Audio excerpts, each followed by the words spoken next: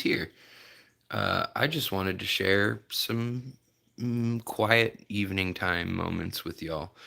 Um, I've been kind of sick lately, and so nighttime has actually been when I've been feeling better, and also when all the meds I have to take in the morning and evening wear off.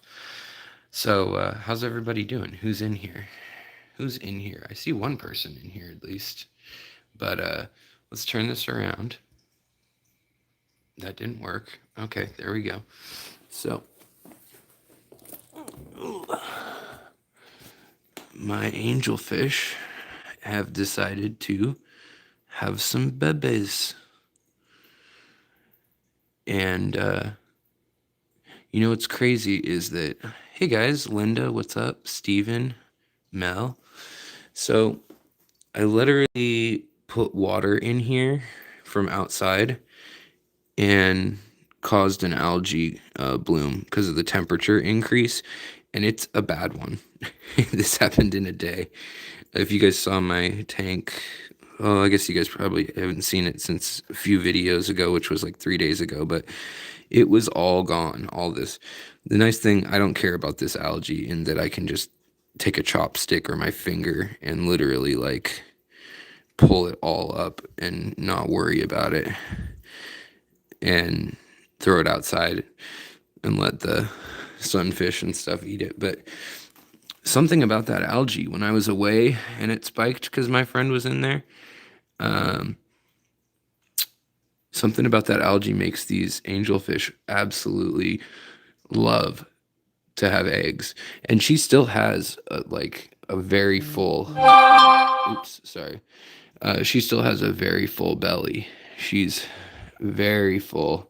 Her ovipositor's still out right there. So she still may lay more eggs. It might just be that they're feeling insecure because this algae eater's wanting to eat the eggs, I'm sure. As are probably this guy.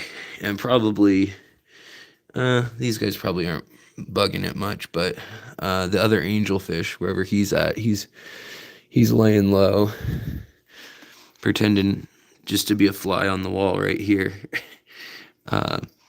But yeah. So they're gonna protect them, I think. I don't know if they're still gonna lay more or if they'll do another batch. These ones are kind of notorious for this pair is notorious for laying them on plants. It's the first time I've seen them lay them on the glass, other than when I left town and came back to this same thing. But they've probably spawned, oh, I don't know, eight or nine times, and they'll get them to about a week old, free swimming, and then they'll eat them all immediately, even if I put them in their own tank. And I just probably can't raise the babies right now, unfortunately. But I like to let them do their thing, let them get used to pair bonding and, bonding to each other. And yeah, how are you guys doing? I felt like I needed a redo of how bad I felt the other night. I was delirious. So, anyways, I figured I'd show you guys what the tanks are up to at night. I haven't done an update in my tanks in a while. And if you guys have any questions, obviously, or comments or whatever, just at Fishtory or at Alex. I'm sure there won't be too many of us in here, which is also kind of nice. I kind of wanted to feel like old times and just see who was up. But yeah, this tank has really exploded with the Neocaridina Blue Dreams, and it's got stir-by cories in it. It's got the Neocaridina Blue Dreams all over in it, and you can see it's also got the smallest rasbora there is, the spot rasbora, sometimes called the clown spot rasbora or the yellow rasbora. When you look at it from directly behind in dim lighting, it has electric yellow spots, but you can only see them like at just the right angle. Those black spots have yellow spots that surround them.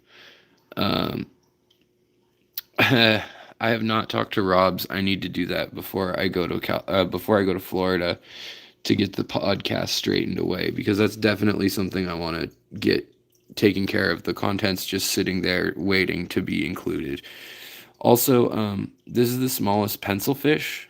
Hey, Night Owl, what's up? Sean, what's up? This is the smallest pencil fish species. This is the dwarf pencil fish. And I've got some mature adults. Here we go. The one with the red tail. That's a mature male. Here's a mature female. You can see her belly sticks out farther.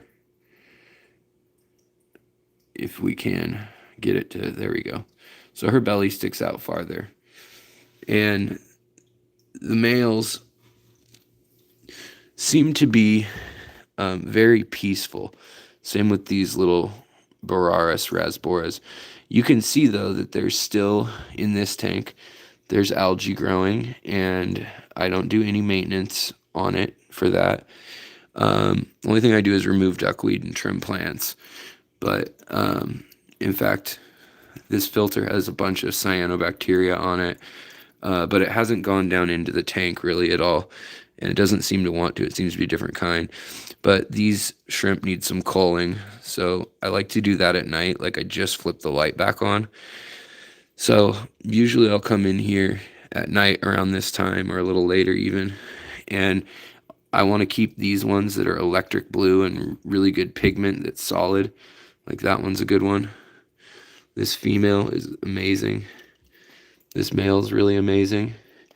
But some of them are pretty inconsistent.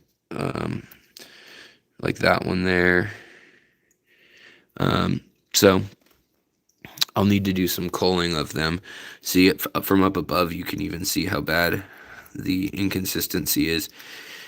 And this used to be, I mean, like, you used to call that grade A blue dreams, but you can see the babies. Some of the babies have really good quality and others not so much, but you can actually tell how good a quality it's going to be. This one, you can see its tail's already not solid pigmented. You can see the broken line on its tail. So that, I mean, it's best to get them out of there as young as possible, generally. So I'll come through here every month or every 2 weeks, and I'll just grab as many of them as I can grab. Usually they're on to me by catching about 20 of them. That's about all you can get out. But it's surprising how many there actually are in there. Also, this is kind of interesting. Showed up in my last video, and a lot of people had questions about this weird plant. And I don't know any of the answers because it is a rotala that was just discovered in Sri Lanka and brought into Seattle by a hiker who was hiking in Sri Lanka and literally put a cutting in his socks, in like a bag in his socks, and brought it into Aquarium Zen. And I don't know what it is. Can't identify it, but it seems to be truly aquatic. They've had it there a while. And again, look at this big algae eater is just going to keep coming and bugging them. In fact, I think he's gotten a few of their eggs. They had more eggs than this when I first saw him doing this. But they're going to be, the problem is they're going to be up all night guarding these for 3 days. It'll be 3 days. The water temperature is fairly warm in here. It's about 80 degrees. It's pretty warm for I mean, it being 40 degrees outside. But I'm going to get rid of some of this algae. Their plan is to put their babies in it, is why I think it triggers them, is it tells them, oh, good, our babies are going to have food and they're going to have a place to hide because the bigger fish get stuck in the algae. So I usually just take it, and while it's wet, I put it right into a pot with plants. But what else was I going to show you guys? Oh yeah, this was kind of interesting. The Anubias in here, it flowered and then sealed itself back up. I've never seen it do that. It sealed itself back up, and now it's broken and starting to rot, so I think the show's over. But I have pictures of it opening and flowering, and then it grew this weird layer around it and closed back up. Look at this big crypt spirulina, or spiralis rather. Sorry, not spirulina. What am I saying? Spirulina. talking about algae in my head. But this is what happens when it gets really big. The red tiger form. Some of the red tiger stays, the striping.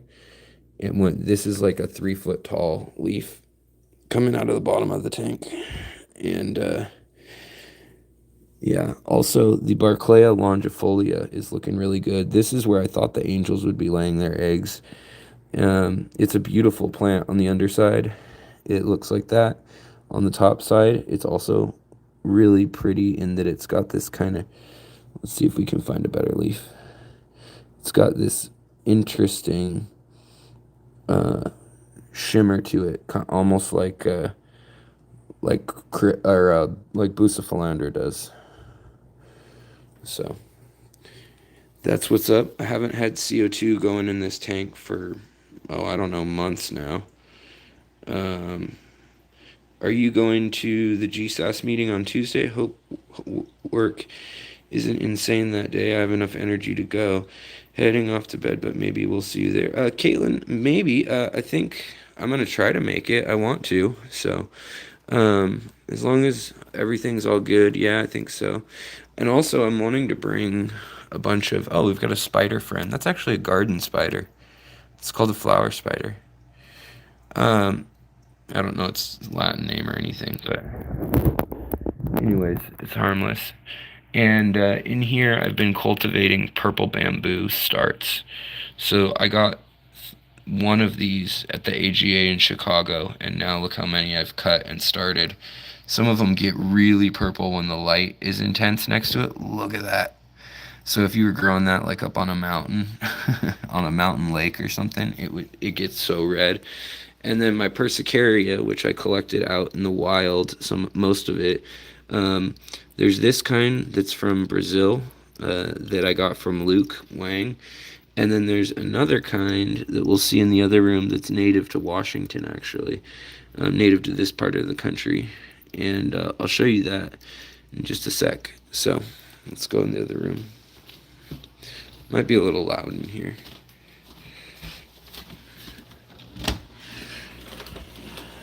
Alright. So this one doesn't have a cute name, but it should, in that it's a Persicaria, and it gets hearts on the leaves. They're little hearts. The bigger the plant gets, the more defined the hearts look. But on a big plant, like 4 or 5 feet tall out in nature, coming out of the water, it gets these big purple, perfect hearts on every leaf. And that's Persicaria maculosa. And then over here, I had some cool stuff going on in this tank because of how dense it is. So in here, this is the first time I've actually seen... Oh, hello. We've got the one-eyed fish over there, but what I was trying to find for you guys and show you is we've got in here, we've got a whole bunch of baby gouramis that are not just newborns. They're actually about a ½ inch long now. So they've made it. I mean, nothing's gonna eat them in here. And they're babies from one of these males. And the female was just over here a second ago. But let's see if we can find them in the water. The water gets really cold over here. So I'm kind of surprised they're hanging out here. The water gets really cold because there's like no flow in this tank, to be frank. I could start rhyming things. But come on, I took some pictures, and a clip actually, so even if we can't get them to come out tonight, we should be able to. I've got a short that I filmed showing what they look like, what the honey gouramis look like. But they don't have a lot of anthocyanins yet, or a rich diet of tannins in here. This is a very boggy place. There's lots of life in here and plants. There's not a lot of tannins and acidity, and there should be more because it's a lake inlay tank originally. But it shows you that the density of the plants, like doing this whole thing, this is what these fish all live in. So like CPDs, celestial pearl danios, and Bararis and Gourami and bettas, this is what they're used to living in, is things like this, just tangles of plants. Probably the densest plant populations that you'll find in the fish world actually are in Southeast Asia. Let's see if we can find any of the gouramis.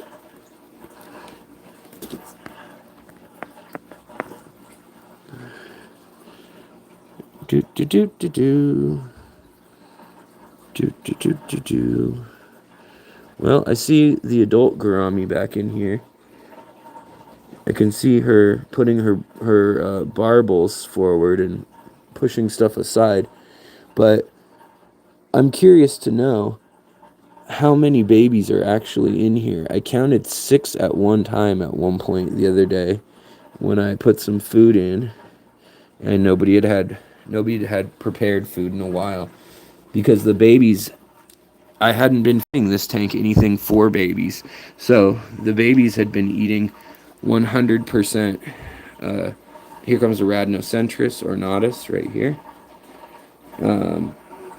They're a Papua New Guinea fish, not a lake inlay fish. But here they come. They like the light from the flashlight for some reason. I don't know what attracts them. And then a Danio Chopra or glow light Danio.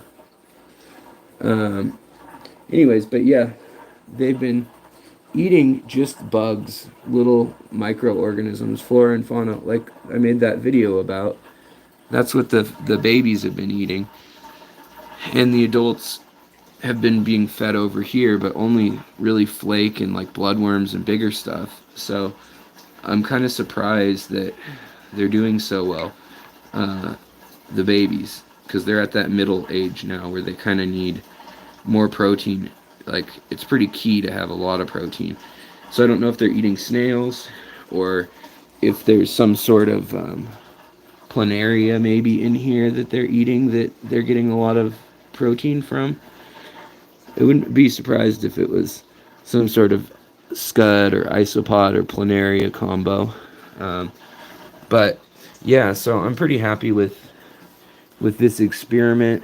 I don't think I'm gonna let it stay this dense, just because it's not practical for me to see the fish that, and I like to give them a little more room to move, even though, yeah, the CPDs, they freaking love this, but I don't get to see them at all. You give them an opening like here, and they'll come to it, definitely, when you feed, but then you only get to see them when you're feeding. Like, oh, there comes the CPD now. That's probably my best male. I've been selecting the CPDs in here for several years. I mean, they go in a bunch of different tanks, but I've been selecting them so that the ones that have 2 or 3 layers of red and orange designs on their fins, those are the only males that get to spawn. So the females I don't do selective breeding on other than for their health, like whichever ones look the healthiest.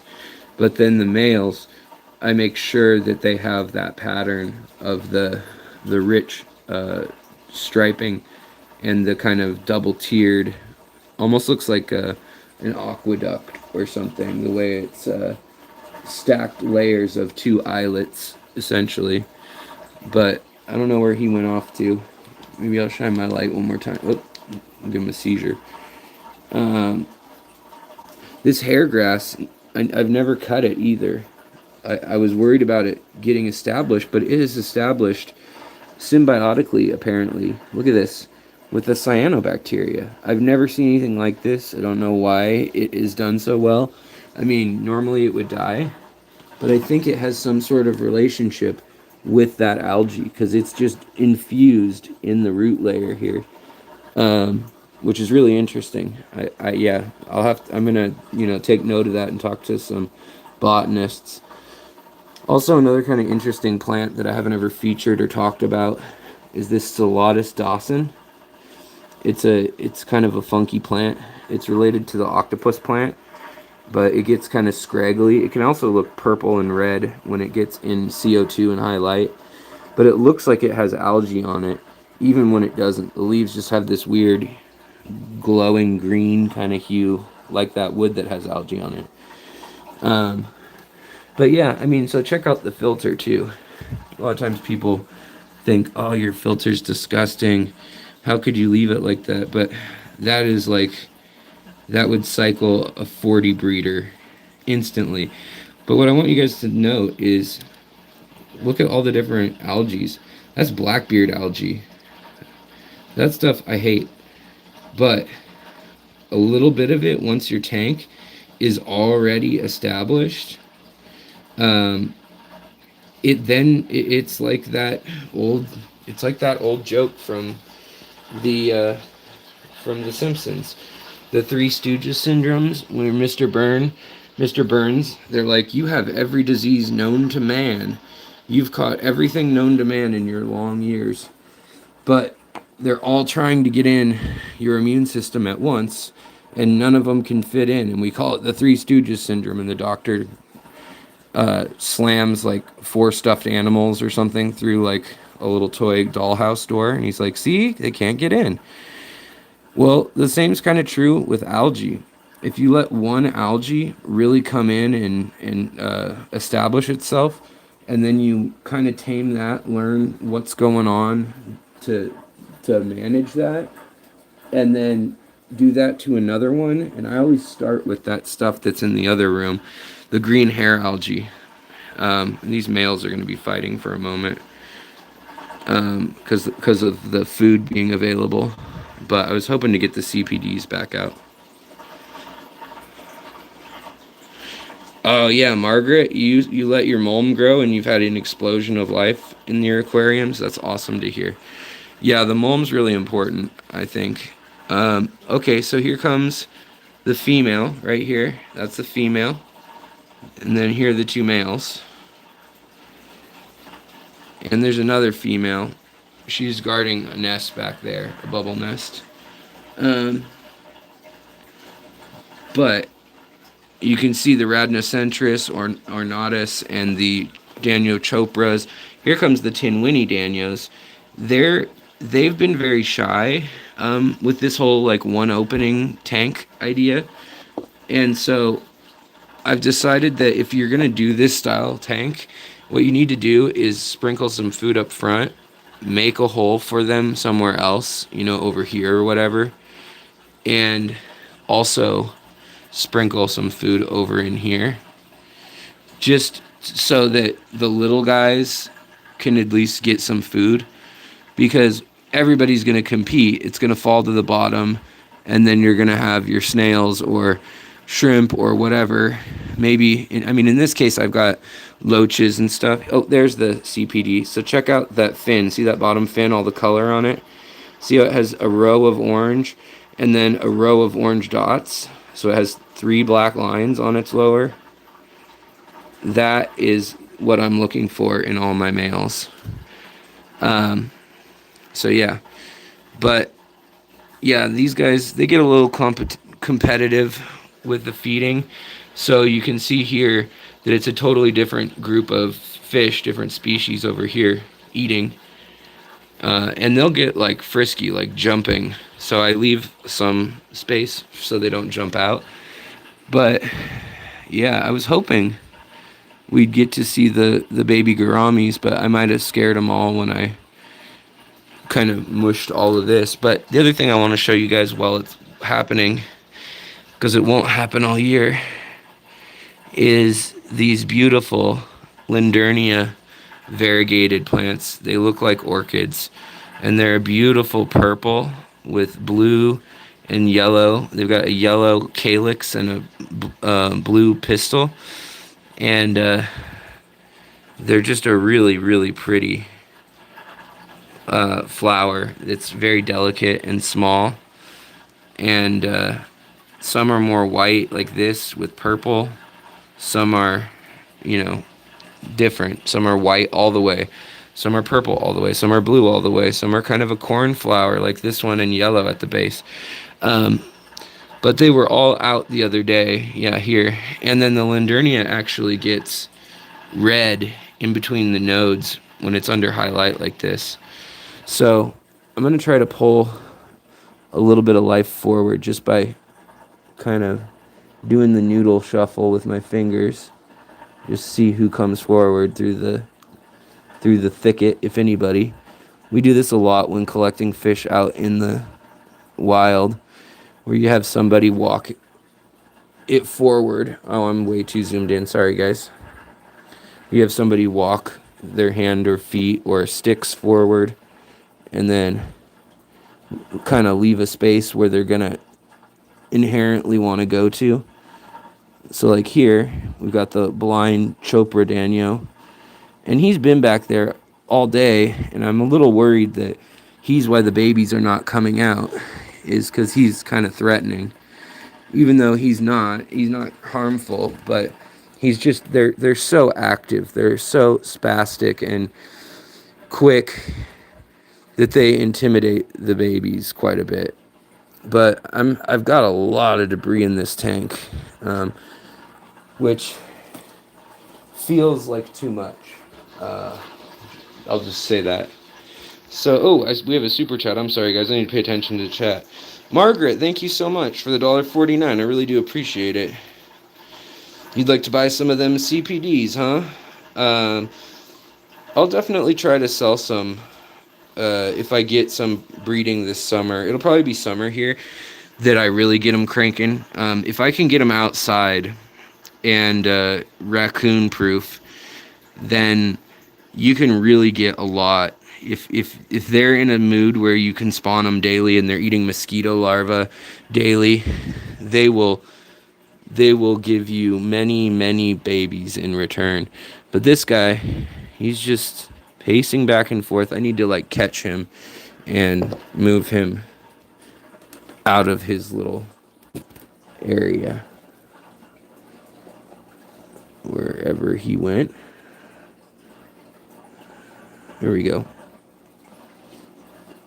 Oh, I can't believe I caught him, guys. Look at that. In a bowl. Alright. Hang out with your big friends. Leave the little guys alone. Margaret, welcome to the channel. Thank you so much for becoming a member. It really does help the channel. Lets me know that, I've got, 500 coming in this month. My wife won't throw me out quite yet. So all the memberships really do help. It's a great way for me to also feel like I can put that money aside for actually paying for my life. And whereas super chat money or money made from advertising type stuff or like shirts or anything like that, I like to give that stuff to charity or nonprofits, and I like to also, hey, stop going back over there. And I like to reinvest in the Fishroom. Hey, welcome, Francisco, also. Shrimp in a jungle tank. Well, I can show you my technique, because it's possible right now. Let me go get the tool that I use. Hold on one moment. I'm going to park you guys looking down on the fish. Yeah, you guys are bigger than the fish. Look down on them.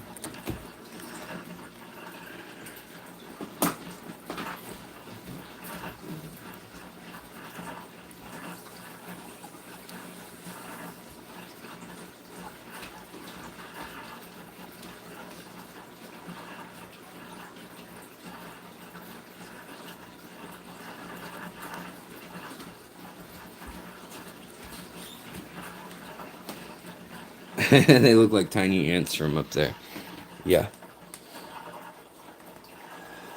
The Gouramis are going to be mad because every night their nests get bashed to pieces by all the feeding activity.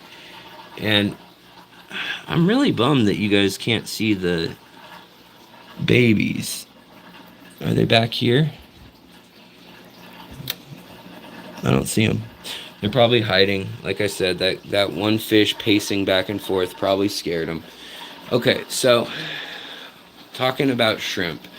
Well, the easiest way to catch shrimp is to get a net like this. These vinyl nets, Aquarium, or Aquatic Arts rather, sells them. There's a link in the description, I must say. But these are awesome. So say you have a pregnant female that might have a miscarriage if you pull her out too quickly. This keeps her completely underwater, so she doesn't lose her mind, doesn't freak out, and you can then put her right back in or put her in a different tank or whatever you need to do. This is my 2-gallon filterless tank, and this makes it so incredibly easy to catch shrimp, being in a 2.5-gallon filterless tank. So like you can see over here, all these shrimp, I can just chase them out of the moss and just grab them. No big deal. But my plants and my moss have grown way out of control in here. And if it weren't for the fact that there are quite a few baby shrimp in here that seem to really like to hide, I probably wouldn't allow it to be so thick. See, there's still shrimp up in these thick areas too. Like here's a shrimp up here. So that's obviously having a small tank and one of these nets. Those are my first two hints, which aren't very helpful. Where are all the babies tonight? Maybe they're already tucked into the moss for the night. They kind of disappear. And the other thing, I always leave my exoskeletons, the sheds of my shrimp, in my tank. New Local Austin, what's up? Thanks, man. I appreciate it. But yeah, there should be a bunch of babies in here. I have also had planaria return in here, which is weird because I've never had them return to a tank that I've hit with the no planaria. But yeah, no filter, anything, just this light, just this substrate, the fluval stratum, and a little bit of crushed coral mixed in. Alright, also, I really like these guys. They've been kind of showing off lately. It's getting warmer out, sun's out more. So they're a lot more social, which is fun. Here they come. These are Pethia galathea, or sometimes they're called 5-banded barbs, sometimes they're called gold barbs, sometimes they're called clown barbs. I hate anything with the name clown in it, so I'm not calling them clown barbs. But yeah, so that's all going on. Let's turn on the tank here so you guys can see. Also, the serpes and the red phantoms are looking good. The inlay gouramis or thick-lipped gouramis, they're all good.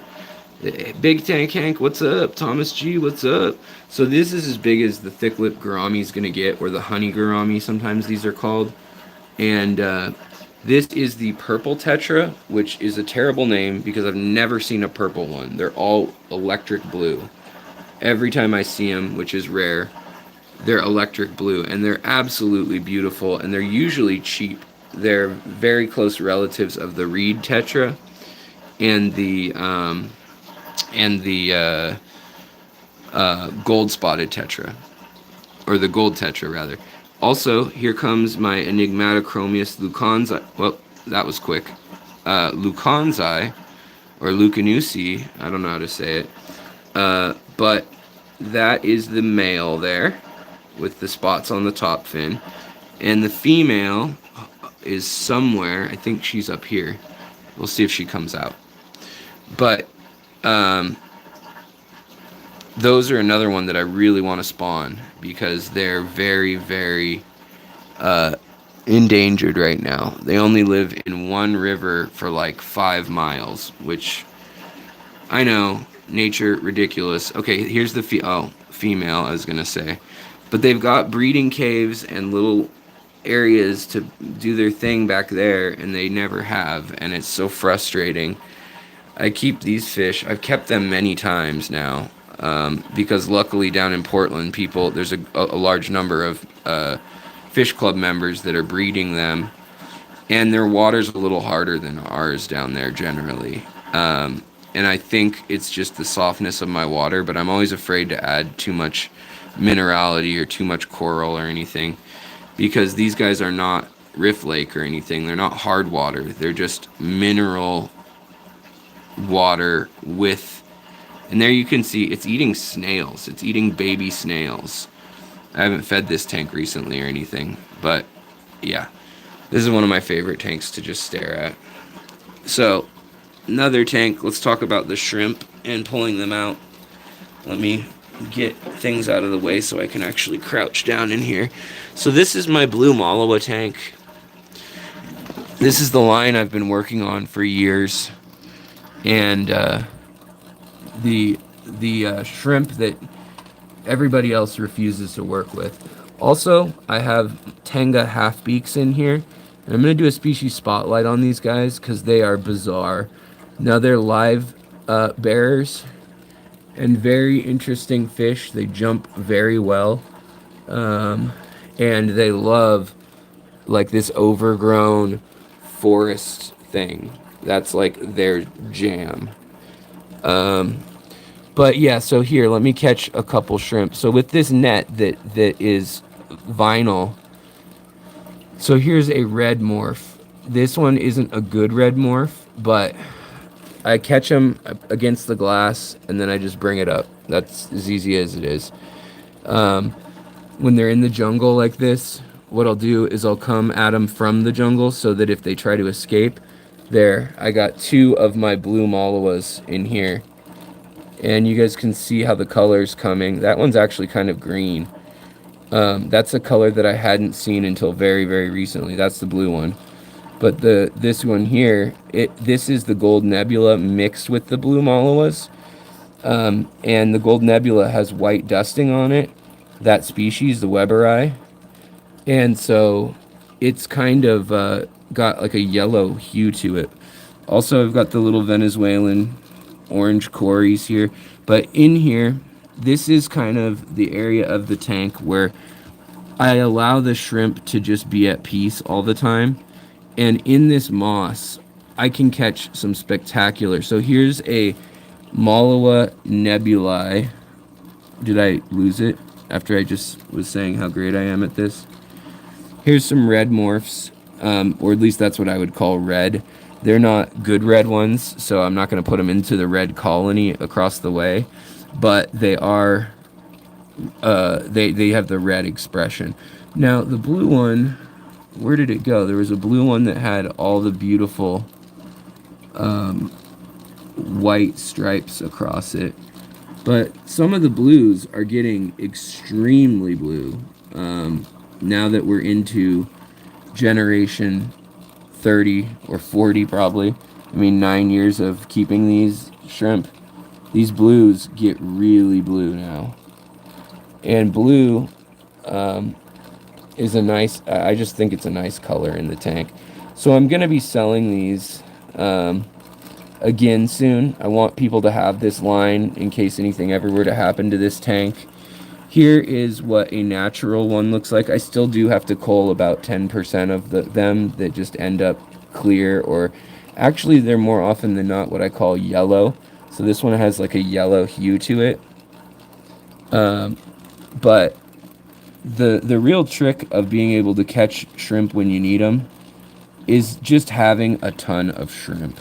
Just have a ton of shrimp. Have a corner where they feel safe with moss, where you hardly ever move it to get to them.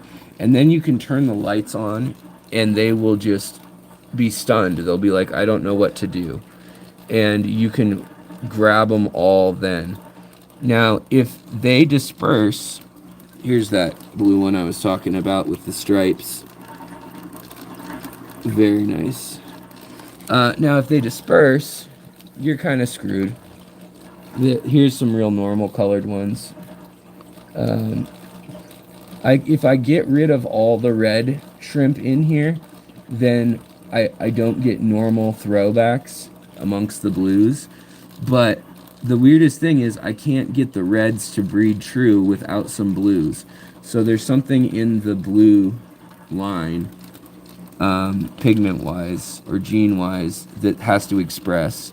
So to get like this guy here, even this very low quality red, which is kind of like what the cherry shrimp look like in the wild red ones, the quote-unquote wild reds. But then I'll get a red one like that one that is just freaking phenomenal.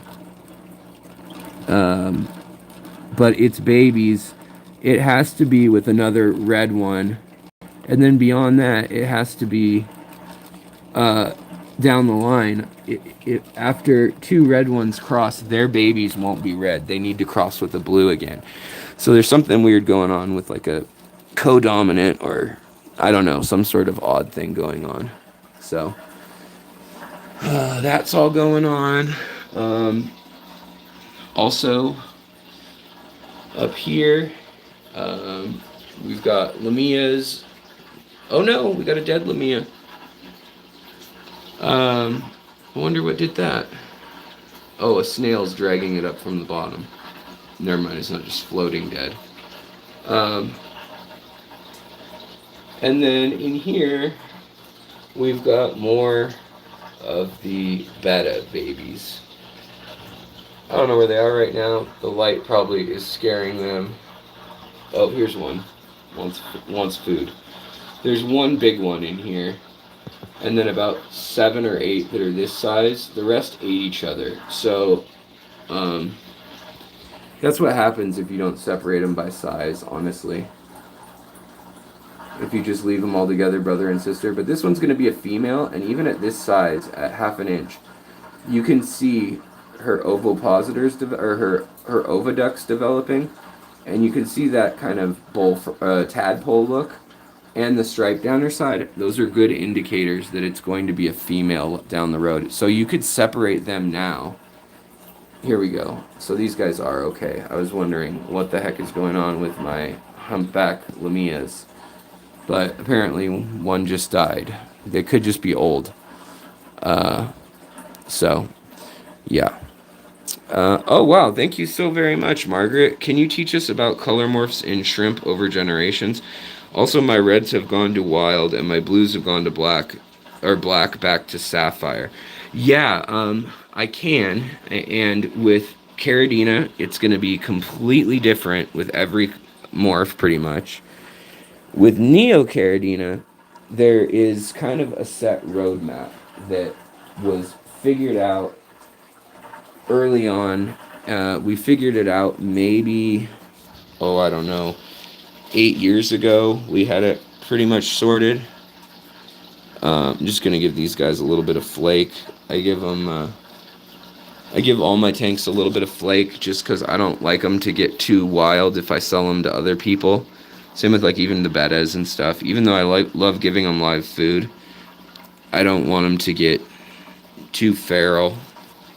And a lot of times I'll just blow on the top of the water just to get the flakes to start sinking. We'll see if we'll get that female out. But again, the other weird thing is these half beaks, which blend in so well to the floating environment.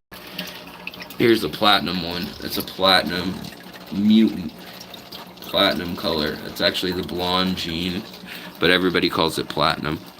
Here he comes to eat. Looks like a little gar.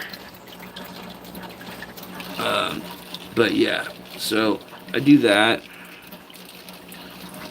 and we get them. There's nothing in here other than Corydoras and half beaks now that could harm my shrimp. So Corys will eat some. Half beaks might nail a couple that are swimming up high, but for the most part, the half beaks can't even eat those shrimp at that size. So I don't sweat it. The male, he's so pretty. When they're spawning, they're bright blue. Okay, so back to the shrimp though, Margaret. The Neocaridinas, go watch my video. It's called part 3 of the genetics of Neocaridinas. And I go through and I tell the history of every color line and where it came from. And there's a map that's needed some tweaking in the past, but it's been tweaked now. It will have quite a bit of good info in it for you. And if you don't find what you need there, I also have one on Blue Dreams and one on red, cherry reds, and the grading system. And the grading system will also help illuminate where they came from. I go over that. So here are my Galaxy Nemos that are in their wild state. And you can see how small some of them still are, like that female we were looking at earlier. But that other one is pushing almost an inch, this one that's just growing faster than all its peers. And it's because it ate most of its little brothers and sisters, which, c'est la vie, I suppose. So the other thing I was going to tell you guys is I have an empty tank here. I need to change out what's in here. I have an empty tank up here, a 20 long. I need to change that out. I have potentially a 5-gallon up there. And potentially I could switch fish around and have that one. But right now there's bettas and guppies together. Oh look, the coolie loach is out. It's nighttime. He thinks he's hiding. Ooh, and look, my gouramis are still in spawning mode. Don't know why, but the males and females are both in spawning mode. But none of them seem to have babies in their pouches. That throw is looking rather full though. Maybe. The other ones, I don't know. But that one is looking rather full back there. Yeah, and then the other tank that is going to get cleaned out, and I think I'm going to put panda loaches into it and do a whole hill stream thing, is this, which just has some Hong's Loei Apistos in it. It's so dirty. And it's got a pair of Apistos, and they're not really that pretty of Apistos. So I want to keep them, obviously. I want to give them a good life, but the pretty fish get the best view in the fish room, right? I think that's fair enough. And this tank is now, I've rehomed everything out of this tank, other than I think there may be a few stray Petricola babies that are in here, some Synodontis petricolas, but this is a 40 breeder that's just making noise. I should just unplug it. Hold on. There. Just unplug it. Same with the heater. But I want to get a chiller and to make this a native tank of Florida fish I bring back. So that's the goal. Maybe before I get out of town even. But yeah. And then here we've got cherry shrimp doing their thing. We've got some Caridina shrimp in here doing their thing. I don't know where they are. And over here we've got some white clouds with the long yellow fins. Very rare new type of white cloud. Look at the yellow fin on them when we get a good shot.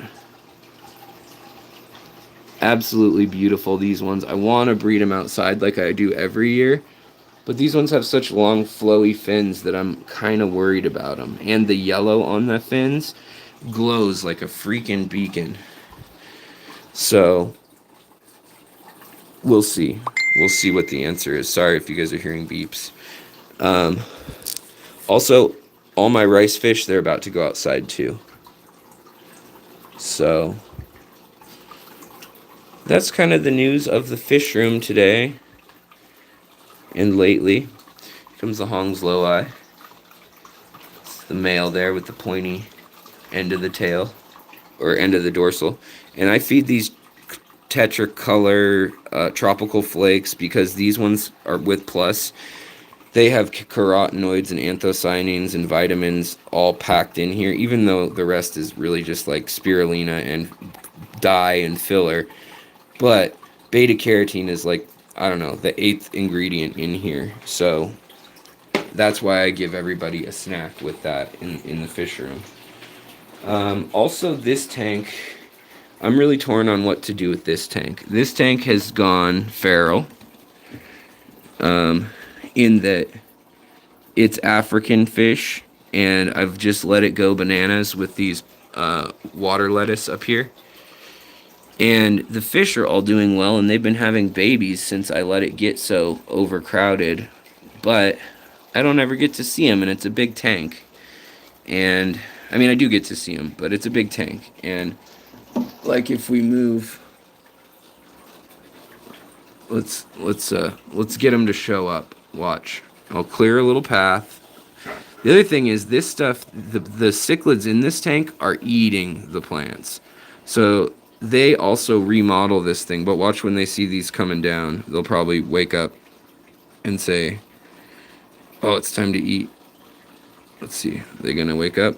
There's also mustard catfish from Africa in here too that are big. Honestly, I'm very worried that the fact that they didn't come out. They came out yesterday. They didn't come out today, or they're not coming out right now, which is very, very odd. Maybe it's because this light's on. This is very odd. These guys should be out in full effect. Hold on, let me move aside some stuff and we'll just take a peek and see what they're doing. Oh, they're fine. They're fine. They're just hiding, doing their thing back there. And look at that, the mouth brooding male has babies. So I guess I should just shut up and let them do their thing, considering they're the Malungu village collection point, and only me and Lawrence can't have those fish. So here was the other thing I was going to say is I've got rosy loaches and like inlay loaches in here, and they clean up the food that falls and that doesn't get caught by the little teeny new fish and stuff. So well, he's back over there hassling the babies again, of course. Just can't leave him alone, can you, dude? All right. So I'm hot in here. My mom got me a new beanie for Christmas, Easter. I'll turn the rest of the lights on after soon. It's very hot in that room right now.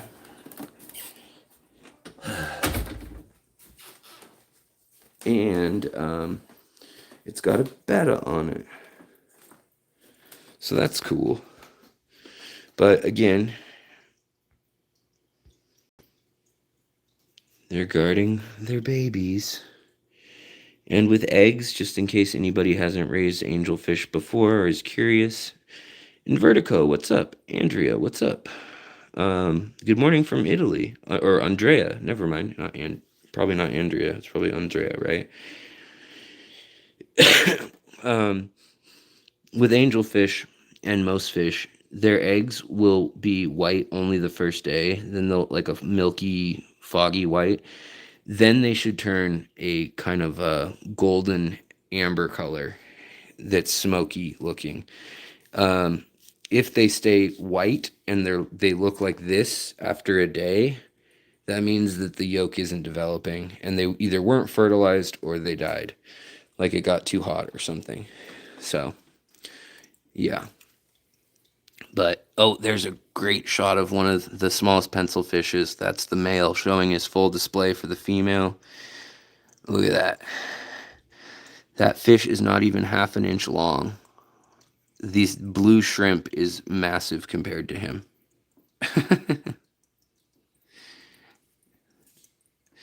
And same with yeah, here's some shrimp that need culling. These are starting to look more like caridina, the inconsistency in their pigment.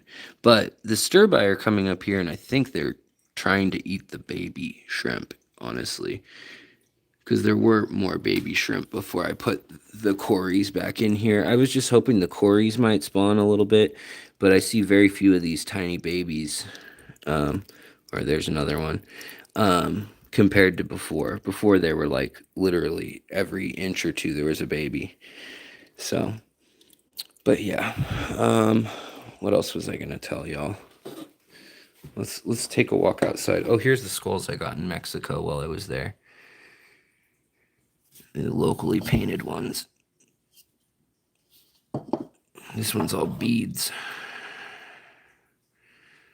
I don't know if that's like a monkey or a pear, or I don't know what the heck it is. Some sort of little cute figurine. And then a black skull. And I'm working on a present for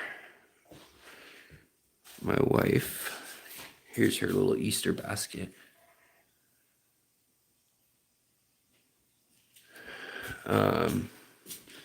But this has been cooking for, oh yeah, I gotta turn that down.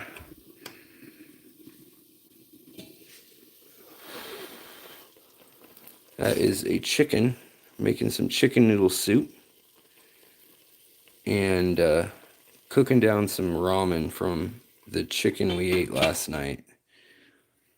So that is what's going on in there. Also, seems funny to me now, but this Sundew came back. Of course it came back. But what really surprised me is this Sundew came back. It was in a bag. The one from last year died. It's right there. I haven't opened this bag. This bag has been closed for over a year from our auction at our fish club here in town. And just living in here in a bag that had water halfway up it, it's been able to survive a year like a greenhouse. Whereas this one lives out of the bag, same exact species, and is a lot more red and also curly cuey.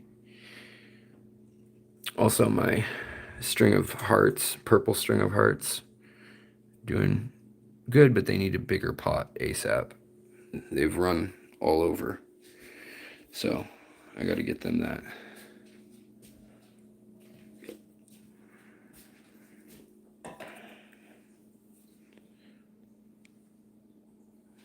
All right.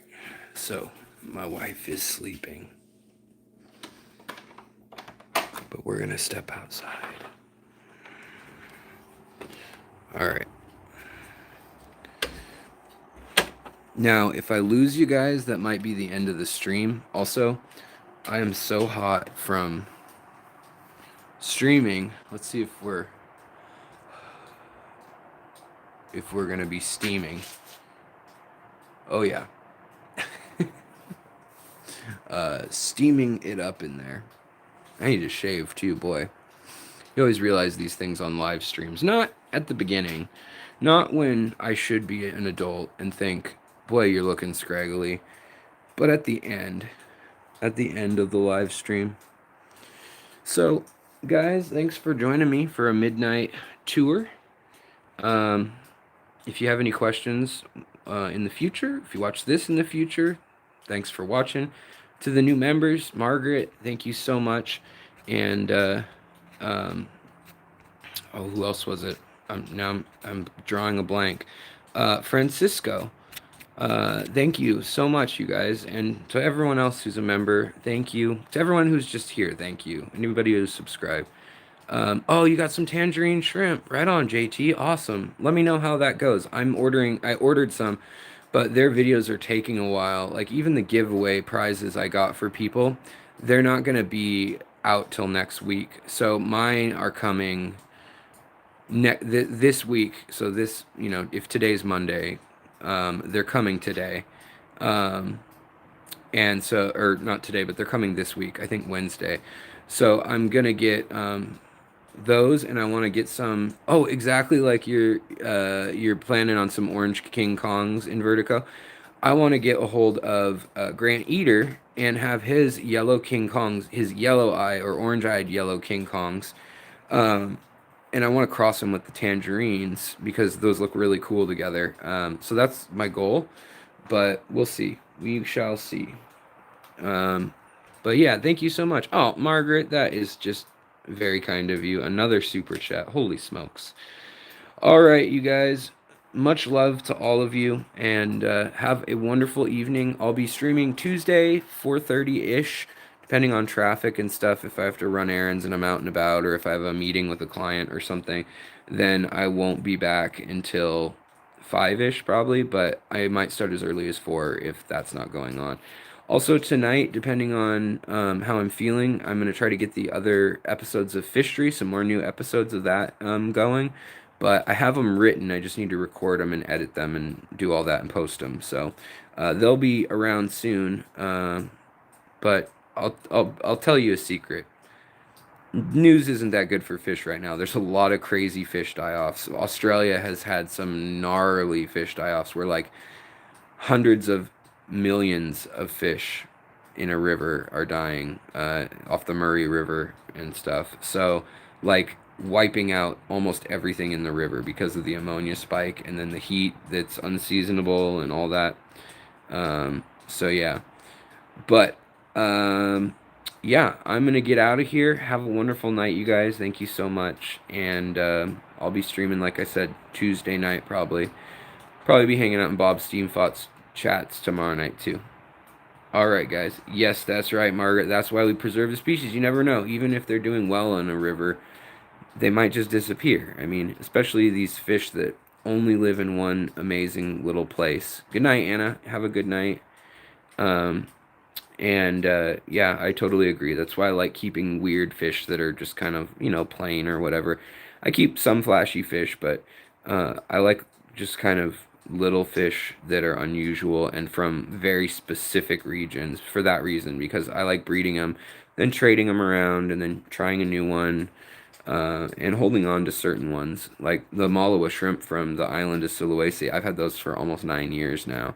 And I've been specifically selectively breeding them for 7 to be blue. So I'm the only one I think who's done that. There's a few people who have them from last summer that I think are holding up to that too, trying.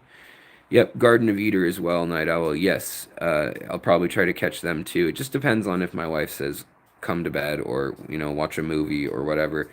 Um, because we don't get to see each other that much lately. We catch each other for about 3 hours at night with the way things have been going at her work lately and stuff. So, all right, guys, have a Nostrova, Salut, Gazor, and cheers. Yes, that's right. Have a good one. Mazel tov.